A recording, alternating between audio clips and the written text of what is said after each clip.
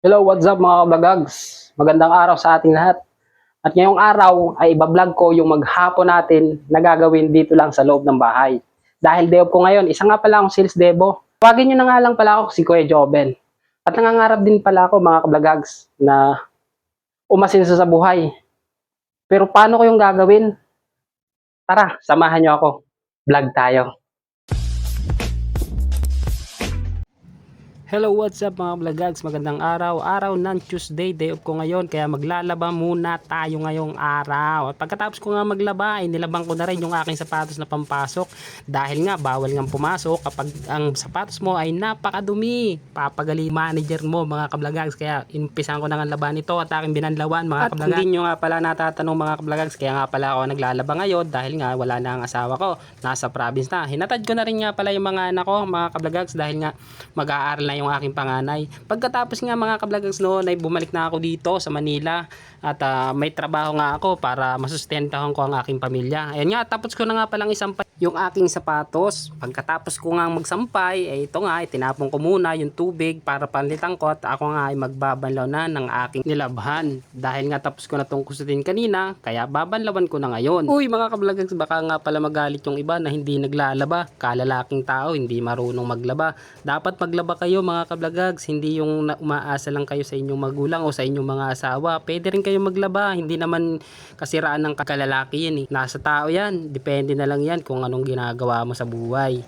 At pinakahuli nga pala ang gagawin natin, lalagyan natin ng daw na yung ating nilabhan mga kabloggers para bumangaw naman yung aking damit at hindi magamoy kulob pag aking sinuot at pag ito ay natuyo, mabango at hindi nakakairitang suotin mga kabloggers. Kapag hindi kasi maayos yung pagkakalaba or pagkakabanlaw ko at ako ay kinakate, hindi ako mapakali, nakaiirita talaga ako sa buhay, hindi ko alam kung anong gagawin ko, gustong gusto ko nang umuwi, lalo na kapag ganun ang amoy at amoy kulob, hindi ako makatabi at hindi rin ako makapagbenta ng maayos mga kabloggers. Ano ba yan? Patapos na nga tayo mga kabloggers, sa binalawan ko na nga ito sa Downy mga kabloggers at ito nga ay isasampay natin. Okay na to mga kabloggers, tara let's go.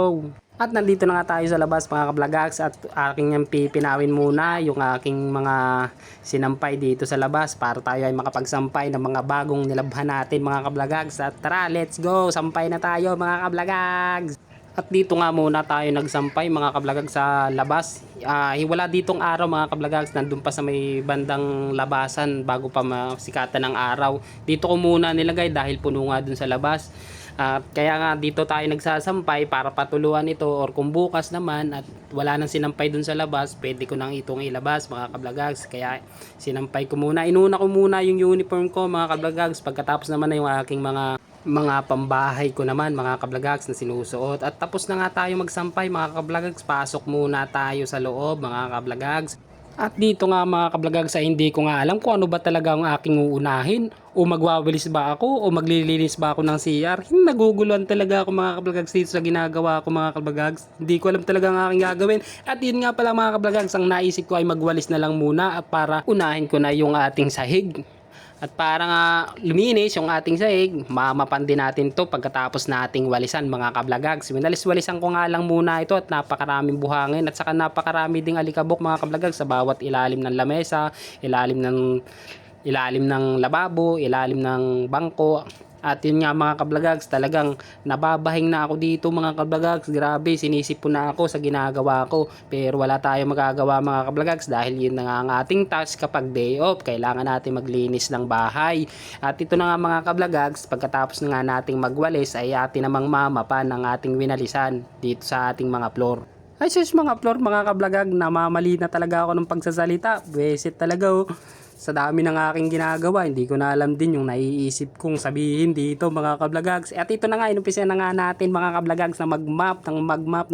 At inupin ko nga mga kabloggers yung ating electric pan para mas mabilis matuyo. At ito nga, malapit ko na nga matapos mga kabloggers ito. At pinasadahan ko na nga mga kabloggers yung ating minamap dahil nga para mas malinis at hindi dumikit yung alikabok. Dahil nga pag hindi mo masyadong minapan agad dito ng mas maayos mga kabloggers ay dumidikit din kaagad ang alikabok at nanlalaglag yung mga buhangin sa taas. Hindi ko alam kung bakit, kung saan nanggagaling yun mga kabloggers. At tapos na nga tayo mga kablagags na mag-map, at ito na nga, hinugasan ko na yung planggana natin mga kablagags. Pagkatapos naman ito ay babanlawan ko naman yung ating basahan para isampay natin, at para pag natuyo ito ay meron naman tayong mga magamit mga kablagags. Kaya banlawan ko lang muna ito mga kablagags at atin ang pigain mga kablagags, at atin ang isasampay mga kablagags para tapos na tayo mga kablagags. At kumuha na nga ako mga kablagags ng bago nating basahan para ilagay dito sa ating pinto, tigkabila, pinto sa labas at pinto sa CR.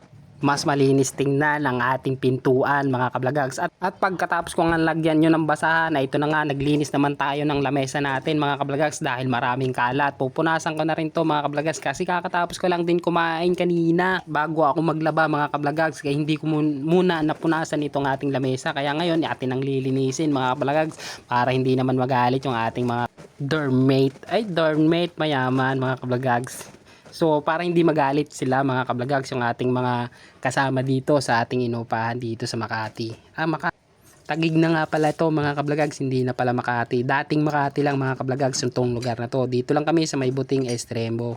130A, Fifth Avenue, Barangay Estrembo. Dito kami nakatira ngayon mga kablagags. Dito kami nangungupahan mga kablagags. At pagkatapos ko nga mga kablagags magpunas ng lamisa, ngayon naman ay umpisahan ko naman yung ating lababo para mas malinis tingnan at hindi iniipis gabi-gabi. Gabi-gabi na lang kasi mga kablagags, punong-puno lagi dito ng ipis mga kablagags. Dati puro uod, ngayon puro ipis naman mga kablagags. Pasensya na nga pala sa mga kumakain mga kablagags, nakapagsalita ako ng uod. Kaya nga pala nililinisan ko ang lababo mga kablagags, hindi rin kasi ako sanay na madumi lagi ang ating lababo. Kasi ang pangit talagang tingnan mga kablagags, kahit na lalaki tayo, napakapangit tingnan talaga ang lababo. Lalong lalo na maraming hugasin at marami ding hayop na dumadapo dito, langaw man o ano yan, kung ano-ano man yan mga kablagags. At kakatapos nga nating maglinis ng lababo mga kablagags, ngayon naman ang gagawin naman natin ay maglinis naman tayo ng CR mga kablagags, dahil hindi rin naman tayo sanay na madumi rin ang CR, lalong lalo na kapag may mga bisita tayong pumupunta dito sa ating mga tahanan. Ay ito agad ang nakikita ng mga bisita, yung lalo na yung inidoro na yan mga kablagags. Napakahirap talaga pag may bisita, dapat malinis talaga yung lugar na pupuntahan nila, tulad na lang ng CR. Isa rin kasi sa napupuna ang inidoro kapag madumi, alam na ang sasabihin sa'yo, napakadugyot mong tao. Kaya tumatak sa utak ko na dapat laging linisin ang inidoro para pag may bisita hindi ka napupuna. At pagkatapos ko nga maglinis ng inidoro mga kablagags ay nagwalis-walis nga muna ako dito sa likod bahay namin dahil nga may nakita ako ditong ahas. Nakapatay na rin pala ako dito ng ahas mga kablagags before. At ito nga mga kablagags, so may nakita nga ako na pwede pa nating gamitin dito sa likod. Pwede nating lagyan ng sapatos at gagamitin natin to sa loob. Lilinisin din natin yung loob ng kwarto ko mga kablagags. Papakita ko sa inyo mamaya mga kablagags. Pagkatapos natin maglinis dito, ito na nga, nagulat ako dito mga kablagags. Akala ko may ahas na. Butiki lang pala mga kablagags yung nakita ko. Akala ko kasi ahas. Mahirap din kasi kapag kobrang kumagat sa'yo, may venom yun mga kablagags. Kaya nga hindi ako kampante dito sa likod dahil nga nakakita na ako ng ahas. At tapos na nga tayo mga kablagags magwalis dito. Pinakita ko nga dito mga kablagags yung likod bahay namin, di ba? Napakadumi at napakaraming tuyong kahoy. At tapos na nga tayo doon mga kablagags. Andito naman tayo sa loob ng aking kwarto at magtutupi nga muna ako mga kablagags dahil nga ito ay nung isang araw ko pa nilabhan. Kakatapos ko lang din maglaba ngayon mga kablagags, tapos mamaya pag uwi pa ng mga katrabaho ko gagamitin naman itong hanger para sila naman ang maglaba at sila naman ang magsampay mga kablagags. At inayos ko nga rin yung aking lagayan ng Santo Niño mga kablagags para hindi naman sila madumi ngayong araw mga kablagags. At pagkatapos ko nga mga kablagags noon ay ito, tinanggal ko na yung aking mga gamit sa loob dahil nga lilinisan ko yung loob kwarto natin mga kablagags dahil nga napakaalikabok na mga kablagags. Kaya ito nga uumpisahan na natin mga kablagags. Ang dami ko kasing gamit na napundar dito sa Manila mga kablagags, kaya hindi ko maiwasan na hindi dapat maglinis, kaya kailangan dapat maglinis sa kwarto dahil nga napakaalikabok at napakabilis nga palang magkaalikabok dito mga kablagags dahil nga malapit lang din tayo sa kalye mga kablagags, yung ating inuupahan dito sa Taguig City mga kablagags. At ito na nga, naglatag na ako ng aking hihigaan para maayos ko ito para higaan ko mamayang gabi mga kablagags. At inayos ko nga yung aking bintana mga kablagags para maganda naman tingnan at presko yung lumalabas na hangin sa labas mga kablagags. At ito nga, nilagyan ko pa rin ng design yung ating bintana mga kablagags. Lalaki tayo pero marunong naman tayo mag-design ng ganyan mga kablagags. At ito na nga pala yung mga natapos kong gawin, pero sa totoo lang guys, di pa naman talaga ako tapos. So yan, nalinis ko na nga yung aking mga gamit. Yan, nalagay ko na din yung ibang gamit ko dito. Tapos yan yung pagkakaayos ko. Unlike kanina na napaka gulo, no? Ayan, meron nga pala akong mga collection na mga cup. And yan. Yan nga pala yung napuli ko kanina, no? Sa likod ng bahay habang nagwawalis dito. Yan, nagamit ko na siya ngayon. Yan. Nakasegregate na yung mga sapatos ko, saka yung mga pabango, anything na nagagamit ko. So yan siya mga kabagags. At ito nga pala yung aking higaan sa maliit na kwarto. Ayan, at yun, nakasegregate na rin. Yung